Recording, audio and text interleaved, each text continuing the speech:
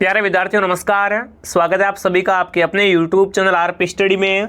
तो जो भी विद्यार्थी सीईटी एग्जाम 2024 की तैयारी कर रहे विद्यार्थियों, सीईटी एग्जाम 2024 की तैयारी करने वाले सभी विद्यार्थियों के लिए ये क्लास बड़ी इंपॉर्टेंट है। क्लास को ध्यान से पूरा देखना है दोस्तों, और लास्ट में कमेंट करना है कितने क्वेश्चन आपका सही होते हैं। आज हम दोस्तों सीईटी के लिए इंडिया जीके, राजस्थान जीके और साथ में ही हिंदी, कंप्यूटर और साइंस के क्वेश्चन देखने वाले हैं। तो क्लास को आप ध्यान से पूरा जरूर देखेंगे और लास्ट में कमेंट करेंगे कितने क्वेश्चन आपका सही होते हैं। चलिए विद्यार्थियों, क्लास का शुभारंभ करते हैं। क्लास का पहला ही क्वेश्चन है आपके सामने, वेदों की ओर लौटो का नारा किसने दिया? बताओ भाई, वेदों की ओर लौटो ये कथन किसका है? स्वामी विवेकानंद का, स्वामी दयानंद सरस्वती का, या स्वामी सदानंद का, या एस राधाकृष्ण का? तो देखो, वेदों की ओर जो लौटो का नारा दिया था, यहाँ पर ये कथन है दोस्तों। ये कथन किसका है? ये आपके स्वामी दयानंद सरस्वती का। इन्होंने कहा था वेदों की ओर लौटो। अगला सवाल दोस्तों आपके सामने है, भारतीय राष्ट्रीय कांग्रेस की स्थापना ये किस वर्ष हुई? बताओ भी, कांग्रेस की स्थापना किस वर्ष हुई थी? 1880 में, 1885 में, 1890 में, 1895 में? तो भारतीय राष्ट्रीय कांग्रेस की स्थापना पूछ ले आपसे एग्जाम में, तो वो उसमें कब हुई थी? 28 दिसंबर 1885 में। बी ऑप्शन आपका सही है। अगला सवाल आपके सामने, मुस्लिम लीग की स्थापना कब की गई? 1901 में, 1906 में, 1903 में, या 1905 में? तो मुस्लिम लीग की स्थापना आपसे पूछ ली जाए एग्जाम में, तो यहाँ पर क्या आएगा? 1906, 30 दिसंबर 1906। कहाँ पर की गई दोस्तों? आपके बांग्लादेश में। जो भी ऑप्शन बी कमेंट कर रहा है, बी ऑप्शन आपका राइट रहेगा। ठीक है दोस्तों, आगे बढ़ते हैं। गद्दर पार्टी का गठन किस वर्ष हुआ? बताओ भाई, गद्दर पार्टी है, इसका गठन किस वर्ष हुआ था? 1921, 1918, 1915 या 1913? तो देखो, गद्दर पार्टी का गठन हुआ था दोस्तों आपका, ये हुआ था 1913 में। जो भी ऑप्शन डी कमेंट कर रहा है, डी ऑप्शन आपका सही है। अगला सवाल देखो, भगत सिंह, सुखदेव और राजगुरु को फांसी कब दी गई? दोस्तों, भगत सिंह, सुखदेव और राजगुरु इन तीनों को फांसी कब दी गई थी? 23 मार्च 1931 को, 23 फरवरी 1930 को, 28 जनवरी 1933 को, या 23 अप्रैल 1932 को? तो देखो, भगत सिंह, सुखदेव और राजगुरु को फांसी दी गई थी ये दोस्तों आपकी 23 मार्च, ठीक है, 1931 को। जो भी ऑप्शन ए कमेंट कर रहा है, शानदार दोस्तों कहाँ पर दी गई? लाहौर जेल में इनको फांसी दी गई थी विद्यार्थियों। अगला सवाल आपके सामने क्या पूछा है? 1918 में महात्मा गांधी के गुजरात के खेड़ा जिले में सत्याग्रह का समर्थक में किया था। आपको बताना दोस्तों, जो महात्मा गांधी का हुआ था ना 1918 में, यानी गुजरात के खेड़ा जिले में सत्याग्रह, ये किसके समर्थन में किया गया था? ठीक है ना, कपास के लिए मजदूरों को जो बहुत रोजगार मजदूरी मांग रहे थे उनके लिए उसमें हुआ था, या जिन आदिवासियों के प्रथागत अधिकारों का उल्लंघन किया जा रहा था उनके लिए, या उन महिलाओं के लिए जो दमनकारी पितृसत्तात्मक व्यवस्था के खिलाफ संघर्ष कर रही थी, या पर उन किसानों के लिए जो फसल विफलता पर महामारी से प्रभावित थे। तो देखो, सत्याग्रह जो होता है वो उसमें किसके लिए होता है? उन किसानों के लिए जो क्या है, उस फसल की विफलता के लिए महामारी से प्रभावित थे। जो भी ऑप्शन डी कमेंट कर रहा है, डी ऑप्शन आपका राइट है दोस्तों। अगला सवाल आपके सामने, महात्मा गांधी ने असहयोग आंदोलन कब शुरू किया? ठीक है ना, जो देशव्यापी पैमाने पर आधारित पहला जन आंदोलन था। आपको बताना, महात्मा गांधी का असहयोग आंदोलन है ये कब शुरू हुआ था? अप्रैल 1923 में, मार्च 1919 में, जनवरी 1922 में, या अगस्त 1920 में? तो महात्मा गांधी का असहयोग आंदोलन दोस्तों आपका ये स्टार्ट हुआ था 1 अगस्त को। कब? 1 अगस्त 1920 में। जो भी ऑप्शन डी कमेंट कर रहा है, डी ऑप्शन आपका सही है। अगला सवाल आपके सामने, तमिलनाडु में नमक सत्याग्रह का आंदोलन किसने किया? बताओ भाई, कमेंट करना है। तमिलनाडु में नमक था ना, नमक सत्याग्रह आंदोलन है ये किसने किया था? देखिए दोस्तों, भारतीदासन ने, सुब्रमण्यम भारती ने, श्रीनिवास शास्त्री ने, या दोस्तों राजगोपालाचारी ने?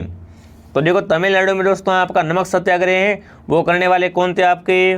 बिल्कुल सी राजगोपालाचारी। जो भी डी कमेंट कर रहा है, डी ऑप्शन आपका राइट रहेगा। अगला सवाल आपके सामने पूछा है, 31 अक्टूबर 1929 को प्रसिद्ध इरविन घोषणा में शामिल था। कौन दोस्तों शामिल था?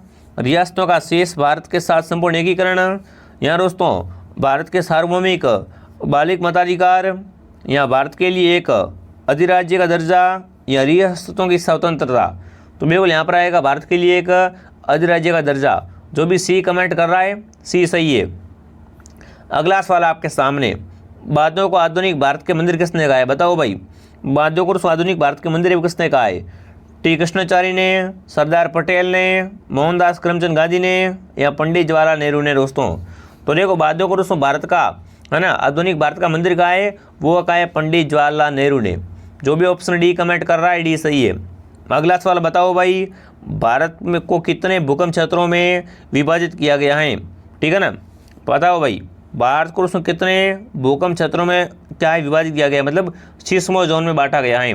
4, 6, 5 या 2? तो देखो, भारत को टोटल दोस्तों आपके 4 भूकंप क्षेत्रों में विभाजित किया गया है। जो भी ऑप्शन ए कमेंट कर रहा है राइट है। अगला बताओ, नंदा देवी चोटी है ये कौन से राज्य में है? हिमाचल में, उत्तराखंड में, उत्तर प्रदेश में या सिक्किम में? तो नंदा देवी चोटी आपकी उत्तराखंड में है। जो भी ऑप्शन बी कमेंट कर रहा है बी सही है। अगला सवाल, वह कौन सा पठार है जिसमें पश्चिम और पूर्व दोनों और बहने वाली जल निकास प्रणाली है? मालवा, छोटा नागपुरा, रांची या हजारीबाग? तो बिल्कुल वो दोस्तों आपका मालवा का पठार है। यहाँ पर क्या है दोस्तों, पूर्व और पश्चिम दोनों को और बहने वाली जल निकास प्रणाली है। जो भी ऑप्शन ए कमेंट कर रहा है ए सही है। अगला सवाल, निम्न में से किस नदी का मुहाना कर्क रेखा के उत्तर में स्थित है? कृष्णा, सिंधु, गोदावरी या महानदी? तो बिल्कुल वो नदी है, वो है सिंधु। इसका दोस्तों मुहाना क्या है? कर्क रेखा के उत्तर में स्थित है। आगे बढ़ते हैं। अगला सवाल, जूट को आपको बताना, जूट को है ना फाइबर के रूप में भी जानते हैं। मतलब जूट को किस नाम से जानते हैं? Silver fibre, diamond fibre, platinum fibre या गोल्डन फाइबर? तो जो जूट होता है उससे क्या बोलते हैं? उसे गोल्डन फाइबर भी कहते हैं। जो भी ऑप्शन डी कमेंट कर रहा है डी सही है। अगला सवाल आपके सामने, भारत का निम्नलिखित में से कौन सा राज्य क्रोमाइट का मुख्य उत्पादक है? मतलब क्रोमाइट का मुख्य रूप से उत्पादन कहाँ से होता है? गोवा से, ओडिशा से, हरियाणा से या राजस्थान से? तो बिल्कुल वो होता है ओडिशा से। ठीक है ना, क्रोमाइट कहाँ से निकलता है भारत में? ओडिशा से। अगला सवाल पूछा दोस्तों, मूला मुठा नदियों के तट पर कौन सा शहर है? सूरत, अहमदाबाद, नागपुर या पुणे? तो बिल्कुल यहाँ पर दोस्तों आपका पुणे शहर है। ठीक है ना, जो भी पुणे कमेंट कर रहा है ऑप्शन डी आपका राइट है। अगला सवाल दोस्तों, मैठूर बांध किस राज्य में है? मैठूर बांध कहाँ पर है? आंध्र प्रदेश में, तमिलनाडु में, कर्नाटक में या महाराष्ट्र में? तो देखो, ये आपका जो मैठूर बांध है दोस्तों, ये कहाँ पर हो जाएगा? ये बिल्कुल आपके ऑप्शन बी तमिलनाडु में, तमिलनाडु के सलेम जिले में स्थित है। आगे बढ़ते हैं। अगला सवाल क्या पूछा दोस्तों आपसे, एक तरफ श्रीनगर और दूसरी तरफ कारगिल और लेह के बीच एक महत्वपूर्ण सड़क का नाम क्या है? उसका आपको बताना है। मुलिंगला, सिल्पीला, जोजिलाला या दोस्तों आपका कारा टेगला? तो बिल्कुल एक महत्वपूर्ण सड़क है, इसका नाम दोस्तों क्या है? वो है आपकी जोजिला। ठीक है, जो भी सी कमेंट कर रहा है सी सही है। अगला बताओ भाई, किसे बिहार का दुख कहा गया है? बताओ भाई, बिहार का दुख किसे कहा जाता है? नर्मदा को, महानदी को, चंबल को या कोसी को? बताओ, बिहार का दुख किसे कहते हैं? कमेंट करना है। तो बिहार का दुख है वो कोसी कहलाती है। बिहार का शोक किसे कहते हैं? कोसी को कहते हैं। अगला सवाल आपके सामने, भारतीय संविधान सभा की पहली बैठक की अध्यक्षता किसने की? राजेंद्र प्रसाद ने, सत्यनारायण सिन्हा ने, B.R. अम्बेडकर ने या सरदार पटेल ने? तो संविधान सभा की प्रथम बैठक की अध्यक्ष थे सत्यनारायण सिन्हा। जो भी ऑप्शन बी सही कर रहा है बी ऑप्शन आपका राइट है। संविधान सभा की प्रथम बैठक कब होती है? 9 दिसंबर 1946 को। आगे बढ़ते हैं। अगला सवाल आपके सामने क्या पूछा है दोस्तों आपसे, देखिए, कौन सा आर्टिकल किसी व्यक्ति को गिरफ्तार और हिरासत से सुरक्षा प्रदान करता है? अनुच्छेद 22, अनुच्छेद 19, अनुच्छेद 32 या अनुच्छेद 18? तो बिल्कुल वो दोस्तों आपका आर्टिकल कौन सा है? वो है दोस्तों अनुच्छेद 22। ये क्या करता है दोस्तों? किसी भी व्यक्ति को गिरफ्तारी और हिरासत से सुरक्षा प्रदान करता है। अगला सवाल आपके सामने है, भारतीय संविधान के है ना, भारतीय संविधान में भारत को निम्नलिखित में से आपको बताना है कि को छोड़कर बाकी सभी का होना घोषित किया गया है। साम्यवादी, प्रजातांत्रिक गणराज्य, समाजवादी या धर्मनिरपेक्ष? तो बिल्कुल यहाँ पर क्या है? साम्यवादी को छोड़कर बाकी सब होना क्या है? घोषित किया गया है। जो भी साम्यवादी कमेंट कर रहा है सही है। अगला सवाल आपके सामने संविधान से, ठीक है ना। भारत के संविधान के किस अनुच्छेद में उल्लेखित हैं कि किसी भी नागरिक के साथ उसके धर्म, वंश, जाति, लिंग या जन्म के स्थान के आधार पर भेदभाव नहीं किया जाएगा? अनुच्छेद 39, अनुच्छेद 23, अनुच्छेद 15 या अनुच्छेद 45? तो बिल्कुल वो अनुच्छेद वो कौन सा आपका, वो है अनुच्छेद बिल्कुल आपका यहाँ पर शब्द का सही आ रहा है, अनुच्छेद ऑप्शन 15। बिल्कुल ये क्या बोलता है, किसी भी व्यक्ति के साथ में धर्म, वंश, जाति, लिंग और जन्म के स्थान पर आधार पर क्या है, कोई भी भेदभाव नहीं किया जाएगा, समान व्यवहार किया जाएगा। अगला सवाल आपके सामने है, भारत के संविधान के अनुसार किसी न्यायाधीश को एक उच्च न्यायालय से दूसरे उच्च न्यायालय में स्थानांतरित करने हेतु किससे अधिकृत किया जाता है? भारत के मुख्य न्यायाधीश को, लोकसभा अध्यक्ष को, भारत के राष्ट्रपति या भारत के प्रधानमंत्री? तो बिल्कुल ये जो शक्ति होती है ये उसमें किसके पास होती है, भारत के राष्ट्रपति के पास में होती है। जो भी राष्ट्रपति कमेंट कर रहा है सही है। अगला बताओ, भारत के प्रधानमंत्री के सेवानिवृत्त होने की उम्र क्या है? 60 वर्ष, 70 वर्ष, 80 या इनमें से कोई नहीं? तो आपको पता है भारत का जो प्रधानमंत्री होता है ना, वो जब उसमें क्या होता है, बिल्कुल उसकी कोई जिसमें अभी तक सीमा अवधि नहीं है। तो ध्यान रखना ऑप्शन डी आपका राइट है, ठीक है ना। संविधान के अनुच्छेद 75 के अनुसार प्रधानमंत्री की नियुक्ति होती है और प्रधानमंत्री के दोस्तों ना सेवानिवृत्ति की कोई भी उम्र नहीं है, ध्यान रखना। आगे बढ़ते हैं, हरियाणा की संसदीय सीटों की संख्या कितनी है दोस्तों? आपको बताना हरियाणा में लोकसभा की सीटें कितनी है, 10, 26, 28 या 48? तो बिल्कुल यहाँ पर ऑप्शन है 10। जो भी 10 कमेंट कर रहा है 10 राइट है। अगला बताओ क्या पूछा है दोस्तों आपसे, भारत के संविधान का कौन सा अनुच्छेद है वो सर्वोच्च न्यायालय के न्यायाधीश को हटाने की प्रक्रिया का निर्धारण करता है? अनुच्छेद 368, अनुच्छेद 124, अनुच्छेद 139 या अनुच्छेद 104? तो बिल्कुल वो आपका अनुच्छेद 124। तो 124 में क्या कहा गया है कि उच्चतम न्यायालय के किसी भी न्यायाधीश को साबित या उसका कदाचार या असमर्थता के आधार पर संसद के प्रत्येक सदन द्वारा अपनी कुल सदस्य संख्या के बहुमत से अपन क्या उसे बिल्कुल उसे दोस्तों क्या है राष्ट्रपति के द्वारा हटाया जा सकता है, ठीक है। अगला सवाल, निम्न में से कौन सा संवैधानिक निकाय नहीं है? इनमें से कौन सा आपका संवैधानिक निकाय नहीं है? देखिए, संघ लोक सेवा आयोग, चुनाव आयोग, वित्त आयोग या राष्ट्रीय मानवाधिकार आयोग? तो वो है आपका राष्ट्रीय मानवाधिकार आयोग। जो भी ऑप्शन डी कमेंट कर रहा है डी सही है। अगला सवाल आपके सामने, भारत सरकार का कौन सा अधिकारी सदस्य न होते हुए अभी भारतीय संसद की कार्यवाही में भाग लेने का अधिकार रखता है? उपराष्ट्रपति या भारत का अटॉर्नी जनरल, नियंत्रक व महालेखा परीक्षक या चुनाव आयुक्त? तो बिल्कुल वो कौन है आपका भारत का अटॉर्नी जनरल। जो भी ऑप्शन बी कमेंट कर रहा है बिल्कुल अटॉर्नी जनरल का मतलब होता है महान्यायवादी, ठीक है। आगे बढ़ते हैं, अगला सवाल आपसे क्या पूछा है दोस्तों, श्वेत प्रकाश में अपने घटक रंगों में चित्राव को कहा जाता है? साइंस का क्वेश्चन पूछा आपसे कि श्वेत प्रकाश के अपने घटकों में चित्राव को कहा जाता है? ऊर्ध्वपातन, दहन, संघन या वर्ण विक्षेपण? तो बिल्कुल उसे उसमें क्या बोलते हैं, वर्ण विक्षेपण कहते हैं। डी ऑप्शन आपका सही है। अगला बताओ, जब तरल और उसके आसपास के बीच का तापमान अंतर दुगुना हो जाता है तो ऊष्मा की हानि दर कितनी हो जाती है? 4 गुणी, 2 गुणी, 3 गुणिया उतनी ही रहेगी? तो बिल्कुल ये क्या है दोस्तों, दुगुनी हो जाती है, 2x। ऑप्शन बी आपका सही है। अगला बताओ, मैदानी पारिस्थितिकी तंत्र में किस प्रकार का जीवन भार पिरामिड होता है? जो जीव भार होता है वो किस प्रकार का होता है दोस्तों आपका? ऊपर की ओर, नीचे की ओर, ऊपर की ओर तथा नीचे की ओर दोनों, या इनमें से कोई विकल्प सही नहीं है? तो यहाँ पर क्या होता है, ऊपर की ओर होता है, ठीक है ना। बायोमास किस प्रकार का होता है? ऊपर की ओर होता है। अगला सवाल, बड़े मांसाहारी या तृतीयक उपभोक्ता भोजन श्रृंखला के किस स्तर में उपस्थित हैं? पहले, दूसरे, तीसरे या चौथे? तो देखो, जो बड़े मांसाहारी होते हैं दोस्तों, है ना, बड़े मांसाहारी या तृतीयक उपभोक्ता का भोजन श्रृंखला के कौन से स्तर में आते हैं? ये आते हैं चौथे में। किस में आते हैं दोस्तों? चौथे स्तर में। अगला बताओ, आर्द्र भूमि और उसके स्थान के संबंध में निम्न में से कौन सा युग्म सही नहीं है? हरिके झील केरल, डिपोर झील असम, सांबर झील राजस्थान और रोपर झील पंजाब? इनमें से सही कौन सा नहीं है? तो बिल्कुल ऑप्शन ए को ध्यान से देखिए, हरिके झील है ये पंजाब में है, केरल में नहीं है। ऑप्शन ए आपका सही है। अगला बताओ, एक अमल खाली जगह, ठीक है ना, लिट्सम को खाली जगह में बदल देता है? लाल को हरे में बदलता है, हरे को पीले में, नीले को लाल में या पीले को लाल में? तो बिल्कुल ये क्या करता है दोस्तों, एक अमल है वो नीले को नीले लिटमस को लाल में बदल देता है। ठीक है, सी ऑप्शन आपका राइट है।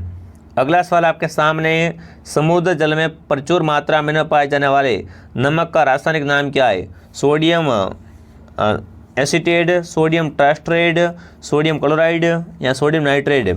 दोस्तों आपको बताना, समुद्र जल में जो प्रचुर मात्रा में नमक पाया जाता है उसका रासायनिक नाम क्या होता है? तो उसे रासायनिक नाम बोलाते हैं सोडियम क्लोराइड। क्या बोलते हैं?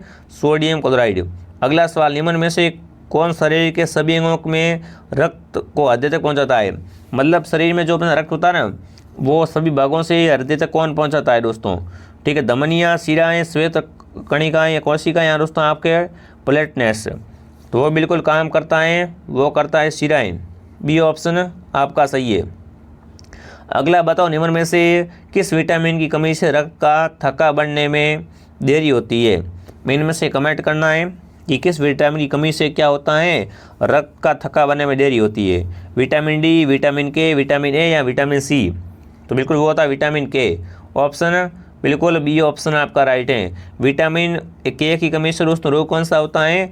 बिल्कुल वो होता है दोस्तों आपका, फटाफट कमेंट करो चलो। बिल्कुल, तो इसमें क्या होता है, रक्त का थकाना बनता है। ठीक है, बी ऑप्शन आपका राइट है। इनमें से बताना, निम्न में से क्या अलिंग सूत्रीय अव्यवस्था है ना, है? एल्जियम है, स्टिक फ्राजिलिस है, फिनाइल क्यूरेटरिया है या अल्जाइमर रोग है? तो ये क्या है दोस्तों आपका, एक अल्जाइमर रोग है। जो भी ऑप्शन डी कमेंट कर रहा है, डी सही है।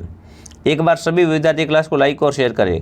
अगला सवाल, प्रत्येक क्षेत्र में कौन सी आर्थिक गतिविधियाँ शामिल नहीं की जाती हैं? देखो, नहीं की जाती का पूछे तो इसमें मधुमक्खी पालन नहीं आता है। ठीक है, तर्तक में। सी ऑप्शन आपका राइट है। अगला बताओ, कौन सी केंद्रीय संस्था केंद्र सरकार की ओर से करेंसी नोट जारी करती है? देखो, करेंसी नोट जारी करती है भारतीय रिजर्व बैंक। नाम भी लिखा होता है ना, भारतीय रिजर्व बैंक। तो वो क्या करती है, नोट को जारी करती है। अगला सवाल, मनरेगा के अंतर्गत किसी ग्रामीण निर्धन व्यक्ति को अधिकतम कितने दिन तक रोजगार मिलता है? नरेगा में कितना दोस्तों रोजगार मिलता है? 180 दिन, 120 दिन, 100 दिन या 90 दिन? तो देखो, नरेगा में दोस्तों जो रोजगार आपको मिलता है वो मिलता है 100 दिन। सी ऑप्शन आपका राइट है। अगला सवाल दोस्तों आपके सामने, मौद्रिक नीति का मुख्य उद्देश्य क्या है? बताओ, मौद्रिक नीति का मुख्य उद्देश्य क्या होता है? तो इसका दोस्तों उद्देश्य होता है मूल्य स्थिरता के साथ आर्थिक विकास को प्रोत्साहित करना। सी ऑप्शन आपका राइट है। अगला सवाल दोस्तों आपके सामने, जिस स्थिति में सरकार का व्यय उसके राजस्व से अधिक होता है उसे क्या बोलते हैं? जब क्या होता है दोस्तों, सरकार का व्यय उसके राजस्व से अधिक हो जाता है, तो इस तरह में दोस्तों उसको क्या बोलते हैं? उसे दोस्तों बोलते हैं बजट घाटा। सी सही है। अगला सवाल आपके सामने, जो प्रोग्राम एक सिस्टम के फंक्शन को दूसरे सिस्टम पर नकल करेगा उसे क्या बोलते हैं? है ना, तो बिल्कुल जो सिस्टम दोस्तों आपका होता है वो फंक्शन के दूसरे सिस्टम पर नकल करेगा उसे क्या बोलते हैं? उसे दोस्तों एम्यूलेटर बोलते हैं। ए ऑप्शन आपका सही है। अगला बताओ, निम्न में से कौन सा कंप्यूटर का एक इनपुट डिवाइस है? इनपुट डिवाइस कौन सा होता है? मॉनिटर, स्पीकर, स्कैनर या प्रिंटर? इनमें से कौन सा दोस्तों आपका इनपुट डिवाइस है? आउटपुट नहीं, इनपुट। तो इसके अंदर क्या होता है, एक इनपुट डिवाइस है जो क्या है दोस्तों, इमेज या टेक्स्ट को कैप्चर कर उसे क्या है, डिजिटल फाइल में बदलता है। तो सी ऑप्शन आपका राइट है। अगला सवाल, द्वितीयक संग्रहण उपकरण केवल डाटा संग्रहित कर सकते हैं परंतु वह क्या नहीं कर सकते हैं, वो आपको बताना है। तो दोस्तों ये होता है क्या नहीं कर सकते हैं? देखिए, अंकगणितीय परिचालन नहीं कर सकते हैं, ठीक है, तार्किक परिचालन नहीं कर सकते हैं, फेस परिचालन या उपयुक्त सभी। तो यहाँ पर उपयुक्त सभी है, डी ऑप्शन आपका राइट है। ये तीनों कार्य दोस्तों ये नहीं कर सकते हैं। ठीक है, अगला सवाल, निम्न में से कौन सा एक ऑपरेटिंग सिस्टम नहीं है? इनमें से कौन सा दोस्तों ऑपरेटिंग सिस्टम नहीं है? तो गूगल क्रोम है, वो आपका ऑपरेटिंग सिस्टम नहीं है। और ये क्लास का अंतिम क्वेश्चन आपसे पूछा है, एक यूनिट के रूप में सहेजी गई जानकारी का संग्रहण कहलाता है? फाइल, फोल्डर, डॉक्यूमेंट या प्रोग्राम? तो देखो, यूनिट के रूप में जो संजय जाती है उसे फाइल बोलते हैं। ऑप्शन ए आपका राइट है। तो यहाँ पर आपको 50 इंपॉर्टेंट क्वेश्चन करवा दिए विद्यार्थियों। कमेंट करना आपके कितने सही हुए, और मिलते हैं शाम को 9 बजे क्लास में। क्लास पसंद है तो क्लास को लाइक करें, शेयर करें, सब्सक्राइब करें। जय हिंद, जय भारत दोस्तों।